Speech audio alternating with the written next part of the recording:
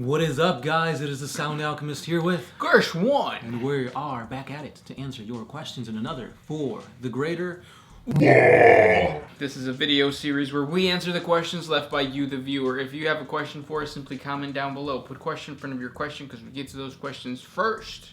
And that is what Michael Bison 444 did. He asks, if Mudshark DNA was spliced into orcs, could they interbreed with Tau and create a master race? So what you're asking is, can orcs and Tau interbreed? No. You can't. No, they're two completely different races, two completely different biologies. Orcs reproduce via spores when they die. And I don't know why you chose Mudsharks. I mean, you could have chose like a great white. The cookie cutter shark was the goblin shark. Oh yeah, the goblin sharks. Hammerheads, since Tau have a vehicle called a hammerhead. The street sharks. Yeah. But so even if the Tau and the orcs were able to interbreed, I don't think that they would be that powerful. No, I don't see anybody interbreeding with the Tau to become stronger. Because what pushes them to excel is there are two opposites basically. So the orcs, their ability to ignore everything, even like the idea of like sex and all that kind of stuff, who they are, why they're here, and all they care about is war. Whereas the Tau are all about like Expanding themselves. Well, expanding and really like looking in and saying like, where are we in comparison to the rest of the world? We are one. Right. The greater good. The greater good. Yeah, that's that kind of thing. If there were to be two species that interbreed, that would be very, very like devastating. I would have to say it would be the Necrons and the Eldar. So the Necrons keep their living metal, but they gain psychic abilities more powerful than a human psyker because the Eldar are more powerful. That would be devastating. I'd say Orcs and Tyranids. Because it'd be like a really aggressive super predator. That doesn't well, yeah. Every time you kill one, you get more because of spores. And yeah. Tyranids just like liquefy things and include it into their evolution. Yeah, they wouldn't even have to worry about that. They would just have to worry about like fighting. Just keep fighting to breed more Tyranids. Kind of like Finding Nemo, instead of just keep swimming, it's just keep fighting. Kinda, maybe, yeah. Next question. This one is by Dragon Punch 903. Do you guys think that with the release of the Demons Codex coming up, we'll be getting a Demon Primarch in there? I don't know. I don't think so, because Demon Primarchs are aligned to their Space Marine, I guess, ancestry. So, for example, Mortarion has the Death Guard. Magnus has the 1,000 Sons. Fulgrim would have the Emperor's Children. So I don't think there'll be a Demon Primarch in there, because they're always going to come in with their Legion backing them up. There's no Khorne Codex coming out, or is it just like... As far as I know, it's just chaos? Demons in general. Oh, just demons in general. Yeah. Okay, yeah. I mean, we might be getting some Khorne-specific Codex later on, like how we did with the Slaughter... What was it called? Crimson Tide, something like that. But no word of it yet. Okay. Next question comes from Madara Uchigamzuka. Is it just me, or are the Tau the good guys? There is no good and evil in the world of Warhammer 40k. Yes. Tau appeared to be the good guys because they're fighting for the greater good. Yeah, join us, we're the best. No, if you look behind the scenes, it's heavily implied that the Ethereals are using mind control to control the whole Tau race towards their beliefs, towards their own gains. So yeah, and they also like mind control and like basically they go up to planets and be like, "Hey, join us." And if they say no, they just go to war against them. Or maybe perhaps we just see the Tau, or that aspect of the Tau as bad because of where we grew up. Because I was thinking about, like, because the Tau are a lot like North Korea. And, like, in North Korea, you don't have free speech. You can't really, like, you don't have the freedoms that we have here. But at the same time... That's because we're outsiders looking in. Well, yeah. Yeah. But, like, in there, like... There's rations, but there's always food. There's always schools. So like all the things that we complain about, they will have just inherently, because that's the way their system is set up. So it's really just a matter of choosing one versus the other. So it's like you can have like guaranteed food, education, but then you have to give up your freedom of speech or freedom of speaking against the greater good. Whereas like with us, it's like I would much rather have the freedom to speak against the government or against the Imperium. You can't speak against an Imperium either. Right. Well, you much rather speak against the government than to have these other services or because there's homeless people on the street right now. They probably want to be in North Korea. But then you could just say, oh, let me fake rob a bank. That way I've got food, I've got shelter, but I'll be in prison. Yeah, but I don't know about that. Right.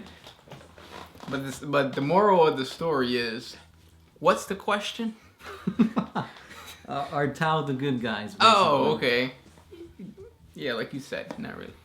Yeah, there's no black and white. Everything's gray. 50 Shades of Gray. 50 Shades Darker. Oh. All right, next question. This one's by Alfie Bai. Oh, on the same topic. If the Ethereals rely on some sort of mind control to keep other Tau in check, why do they allow other species to join an empire? Wouldn't a larger population of citizens, even second-class citizens, undermine their absolute power? What would happen if they rebelled? Well, they only bring in races that they can basically control, right? Right. The Vespids they control through mind control. Or those, because the squad leaders of the Vespids have like these special communication helms. That's probably a form of mind control or something. And then the crew just naturally have like a pack mentality, so I think they just bond with the Tau very well. The Demiurge, they're just midgets made out of stone. That's it. Yeah. They're easy to kick around. They got like dog warriors, which are pretty cool. Do they? Yeah, I think they're called like Talarans, something like that.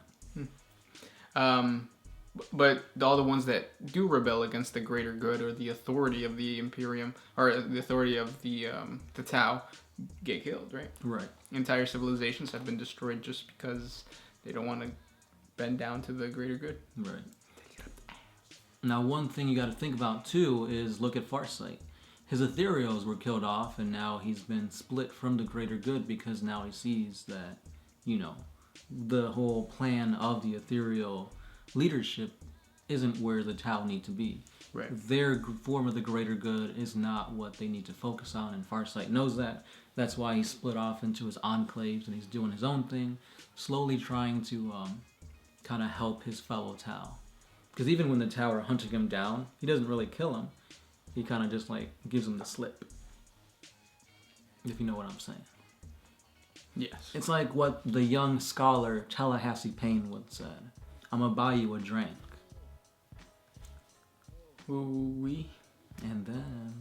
Oh, I can't remember that. Well, okay, so, like, just a few months ago, he posted something saying that it's not ooh-wee, it's supposed to be and then. And for, like, years, I always thought it was ooh-wee. I thought it was ooh-wee, too. But he's saying it's supposed to be and then. Listen to that song. What do you guys think? If you know what we're talking about. Do you know who Tallahassee Payne is? It's T-Pain. T-Pain. I'm gonna buy you a drink. Or is that what it's called? I don't think that's buy you a drink. Something about drinks. But the song, that's the thing. If you type that into YouTube, that you will get the video. Why are we talking about T-Pain? I don't know. It's a weird video. Next question comes from Andrea Del Alba.